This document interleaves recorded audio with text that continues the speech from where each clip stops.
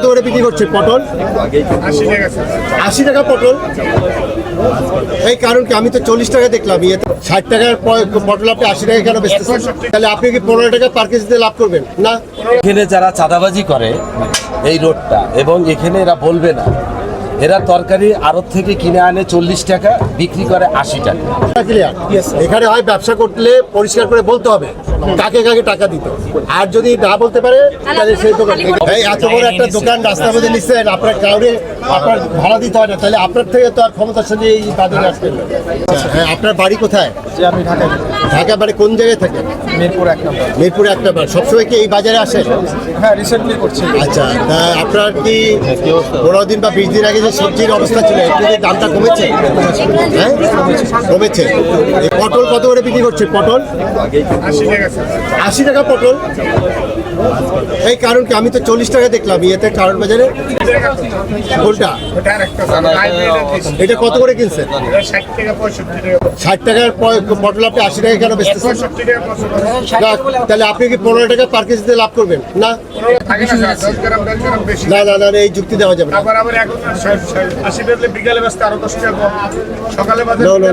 আপনি করলা কত করে বিক্রি করছেন? 60 টাকা করলা। আপনি পটল আমি বুঝলাম না কিছু, এটা দেশি পটল বলতেছেন 80 টাকা। আপনি ইয়া কত, ওই যে কাঁচামরিচ কত? 240, 200 টাকা করে বিক্রি হচ্ছে তো। 1100 টাকা বলা ভাই। আপনি যে 1100 টাকা কিনছেন সেই কাগজ কার কাছ থেকে কিনছেন আপনি? এই 1100 টাকা কিনছেন কার কাছ থেকে? কোন আড়ত? মাজারের পিছনে আড়ত। তারা কি আপনার রেট দিচ্ছে?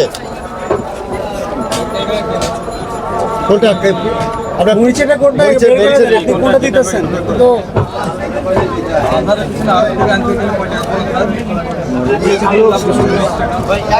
থেকে আনতে কতটা খরচ যায় ভাই?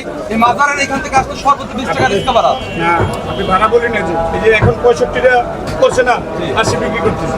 তারপর বিকেলবেলা মনে করেন অর্ধেক মাল তো এখন বিক্রি হবে না, এটা তো রাখাও যাবে না।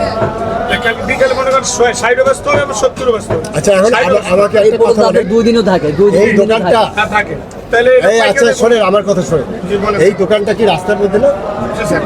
রাস্তার মধ্যে দোকান কিভাবে দিলেন? এই আপনার কি এই রাস্তার মধ্যে দোকান যে দিলেন, এটা কিভাবে দিয়েছেন? কে দিছে আপনাকে এখানে অনুমতি? মানে আপনি কোন চুক্তিতে রাস্তা দিয়ে দিয়েছেন? ওইটা তো আপনার সিটি কর্পোরেশন নাকি? এই দোকান সবচেয়ে বেশি দামে এই দোকানটা কিভাবে দিলেন এখানে? এটা কি ওই দোকানের অংশ? এই দোকানে দাঁড়ান, আপনি এই দোকানটা এখানে বসাইছেন,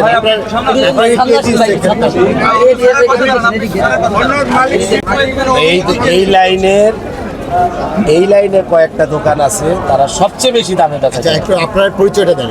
আমার পরিচয়, আমার নাম গোলাম দস্তগীর, আমি মিরপুর 1 নম্বরে ডি ব্লকে থাকি।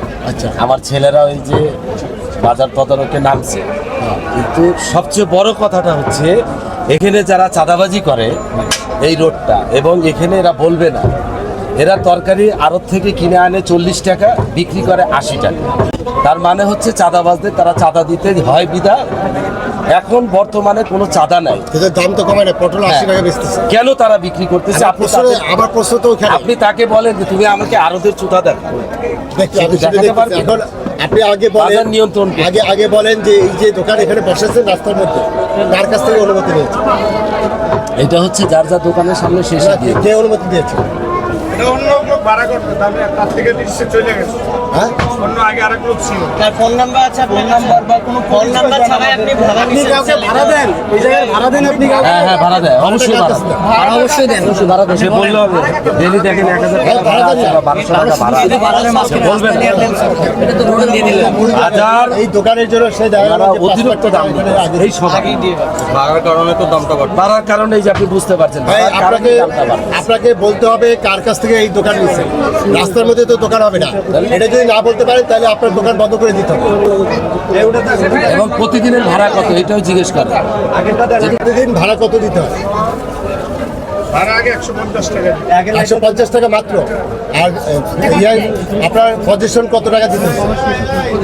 পজিশন দিতে হয় না, এই 150 টাকা কাকে দেন?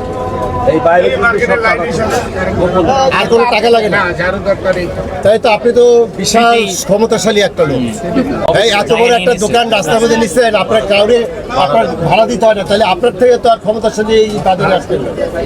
আমাকে প্রথম কথা হলো যে তোমরা দেখবা তোমাদের দায়িত্ব দিলাম উনি কার কাছ থেকে এই দোকান নিচ্ছে রাস্তায় তো দোকান হওয়ার কথা না তাহলে নিশ্চয়ই কাউকে দিচ্ছে সেই কাগজ দেখে তো আপনার নাম বলুন। এই মূল দোকান কি আপনার কাছ থেকে টাকা নেয় স্যার ওই যে ওনাকে জিজ্ঞেস করলে বলা যাবে এই ওনাকে দোকানের মালিক এই মুরব্বী এই যে হ্যালো আপনি একটু আসেন এদিকে সেদিকে আসেন এই পজিশনটা কি আপনার এই দোকানটা আপনার না এইদিকে আসেন আচ্ছা, এই দোকানটা আপনার জি এটা কার কাছ থেকে নিচ্ছে সিটি কর্পোরেশন এটা পজিশন কত টাকা দিয়ে দিচ্ছে এটা তো আমাদের অনেক আগে অনেক আগে আর পার মান্থে ভাড়া দিতে হয় কত?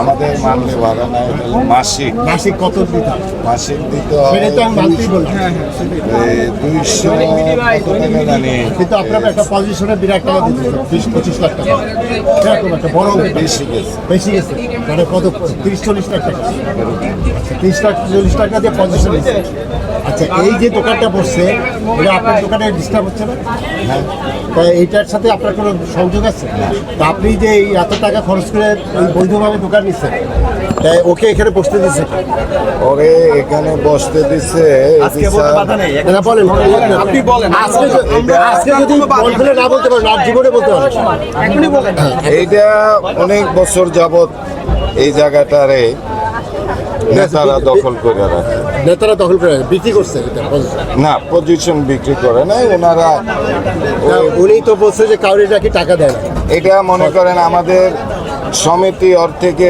ওই যে যেটা নাইট গার্ড আছে সেটা তো আপনার 100 বিদ্যুতের- টাকা বা এরকম সেটা free বিদ্যুতের এটা আমাদের কমিটি যেটা ওইটা ঠিক আছে ওইটা নিবে আপনার একটা খরচ আছে না তাই সেই খরচটা নিবে পরিষ্কার পরিচ্ছন্ন বিদ্যুৎ এগুলো খরচ নেবে কিন্তু আমাকে একটা জিনিস বলেন যে উনি যে এত বড় দোকান নিয়ে বসছে এখানে এবং উনি এইখানে কি বিনা পয়সায় বসছে না তাই টাকাটা কার কাছে দিবে এটা কিছু সংখ্যক লোক কিছু সংখ্যক এই জিনিসগুলো আমি এই যে ছাত্রদের দায়িত্ব দিলাম ওনারা মুখ খুলছে না ওনাকে হয় এই কথা বলতে হবে নাহলে এখান থেকে ব্যবসা করতে হবে কথা ক্লিয়ার এখানে হয় ব্যবসা করলে পরিষ্কার করে বলতে হবে কাকে কাকে টাকা দিত আর যদি না বলতে পারে তাহলে সেই দোকান নতুন আমরা বিনা পয়সা এটা দিয়ে দেবো নিরিবিলি সারা ঠিক আছে আচ্ছা গেল একটা জিনিস আর একটা জিনিস আপনি 60 টাকা কিনলে আপনি 65 বা 70 টাকায় বেচবেন আপনি 30 টাকা কিনলে আপনি 35 থেকে 40 টাকা বেচবেন বেশি দামে বেচতে যাবেন ঠিক আছে